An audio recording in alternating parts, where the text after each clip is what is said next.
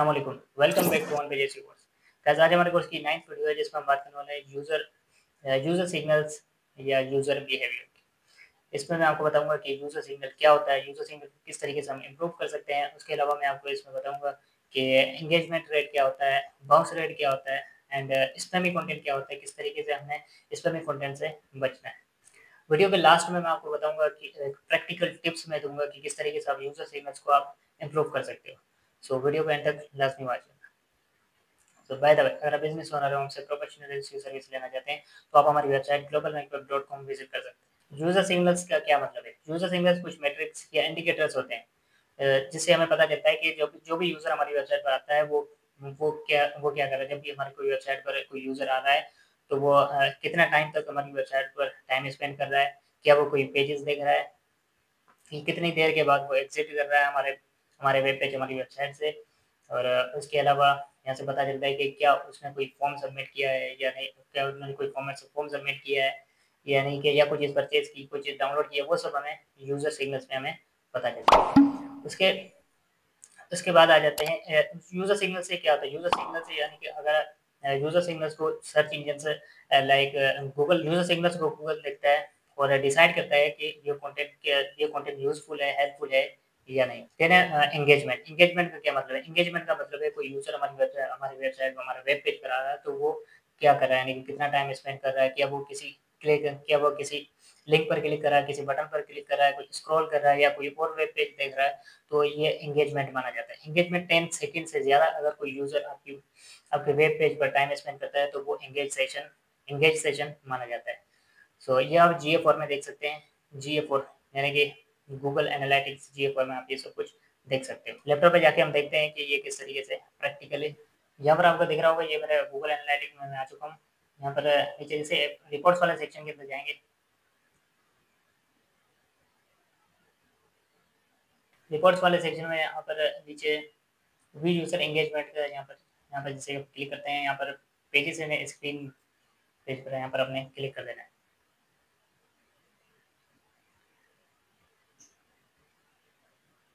जैसे यहाँ पर क्लिक करेंगे, यहाँ पर आपको ग्राफ दिख जाएगा कि डे के हिसाब से, वीक के हिसाब से या मंथ के हिसाब से, जिस जिस हिसाब से आप देखना चाहते हैं वो आप सिलेक्ट कर सकते हैं। यहाँ पर आपको दिख जाएगा कि होम पेज पर कितने व्यूज आ रहे हैं, ब्लॉग पेज पर कितने आ रहे हैं, जो जो स्पेसिफिक आर्टिकल्स हैं उस पर कितने आ रहे हैं, वो आप यहाँ से देख सकते हैं। जैसे स्क्रॉल डाउन करते हैं, यहाँ पर आपको दिख जाएगा कि होम पेज पर कितने टोटल व्यूज होम पेज पर कितने आ रहे हैं, 235। और इसके अलावा एक्टिव यूजर है, यानी कि 35 एक्टिव यूजर, यानी अलग अलग यूजर्स हमारी वेब पेज पर, हमारे होम पेज पर 35 एक्टिव यूजर्स आ रहे हैं। उसके बाद यहाँ पर दिख रहा है व्यूज पर एक्टिव यूजर्स, यानी कि 6 बार, यानी कि हर एक्टिव यूजर ने हमारे 6 बार यानी कि हमारा देखा है, यानी कि 6 बार हमारे वेब पेज पर या इस होम पेज पर आए। उसके उसके बाद क्या, एवरेज एंगेजमेंट टाइम पर एक्टिव यूजर्स, यानी कि कितने टाइम पर वो एंगेज रहे हैं हमारे कंटेंट पर। 1 मिनट 38 सेकंड तक हमारे होम पेज में रहे एंड 9 मिनट 9 सेकंड तक हमारे ब्लॉग पेज में रहे। उसके बाद इवेंट काउंट ऑल इवेंट्स, ये बताता है कि 634 इवेंट्स हुए हैं, यानी कि ऑल इवेंट्स। यहाँ से आप इवेंट्स भी सिलेक्ट कर सकते हैं कि क्लिक्स, फर्स्ट विजिट या फॉर्म स्टार, जो भी यहाँ से आप सिलेक्ट कर सकते हैं। यहाँ पर टोटल विजिट ये इवेंट्स क्या होता है, जब कोई यूज़र आपके वेब पेज पर, हमारे वेब पेज पर आता है तो वो कुछ इंटरेक्ट करता है, कुछ क्लिक करता है, स्क्रॉल डाउन करता है या कुछ एक्शन लेता है, तो वो यहाँ पर काउंट हो जाता है। की इवेंट्स यानी कि अगर कोई आपने ई कॉमर्स सेटअप कर रहा है, ई कॉमर्स का काम है तो ई कॉमर्स सेटअप कर रखा है, तो वो वहाँ पर दिख जाएगा। टोटल रेवेन्यू कितना हुआ वो भी आपको यहाँ पर दिख जाएगा। उसके बाद बाउंस रेट क्या होता है? बाउंस रेट का मतलब है, यानी कि जब कोई यूजर हमारी वेब पेज पर आता है तो वो कितना टाइम स्पेंड कर रहा है, यानी कि जब कोई हमारे यूजर हमारे वेब पेज पर आया, उसी टाइम चला गया, उसी टाइम एग्जिट कर गया, या कुछ टाइम स्पेंड किया हमारे वेब पेज पर। अगर आप ज़्यादा बाउंस रेट आ रहा है तो आपने अपने कंटेंट को ऑप्टिमाइज़ करना है, अपने कंटेंट को मॉडिफाई करना है, एसईओ फ्रेंडली बनाना है एंड अपने एंगेजिंग बनाना है। सो ये बाउंस रेट देखने के लिए आप आई थिंक गूगल एनालिटिक्स में ये बाय डिफ़ॉल्ट नहीं होता है, बट आप इसको कस्टमाइज़ कर बनी हो जहाँ पर मैं पहले था। उसके बाद यहाँ पर कस्टमाइज़ पर क्लिक करेंगे, यहाँ पर पेंसिल आइकन मिल जाएगा, यहाँ पर आपने सिंपली क्लिक कर देना।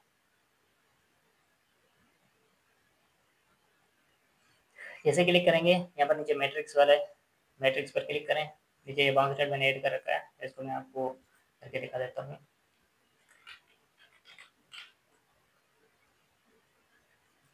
बाउंस रेट लिखेंगे, यहाँ पर ये ऐड हो जाएगा, उसके बाद अप्लाई कर दें।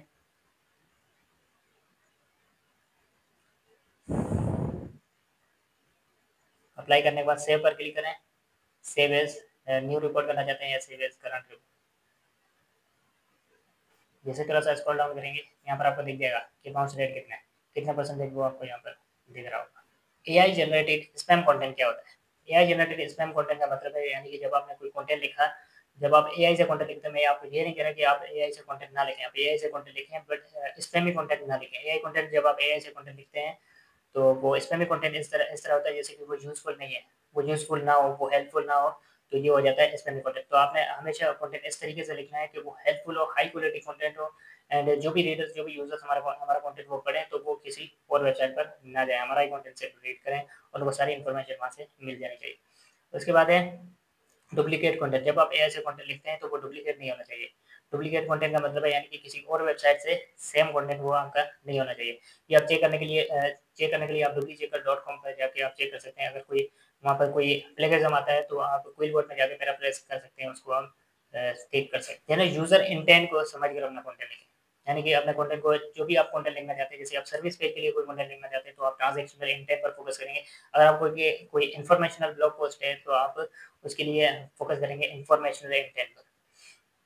सो देन आ जाते हैं ये इमोशनल एंड ह्यूमन टच, आपने लाजमी ऐड करना है, यानी कि इमोशनल एंड ह्यूमन टच आपने लाजमी यूज़ करना है।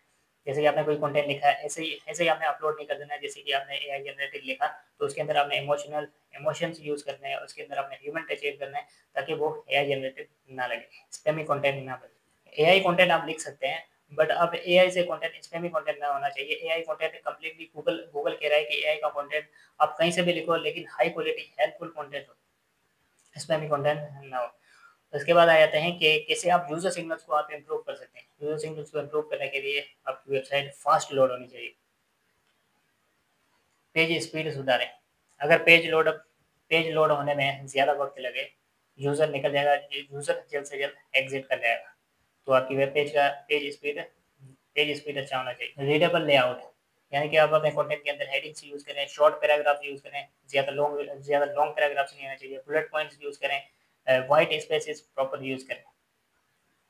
उसके बाद multimedia and interactions, images use करें। आप अपने जो भी कंटेंट लिखते हैं उसके अंदर इमेजेस यूज़ करें, इन्फोग्राफिक्स यूज़ करें, वीडियोस भी यूज़ कर सकते हैं, पोल्स भी यूज़ कर सकते हैं, इवन क्विज़ेस भी यूज़ कर सकते हैं, ताकि यूज़र से ज़्यादा एंगेज हो हमारे कंटेंट पर। उसके बाद है internal linking and next step.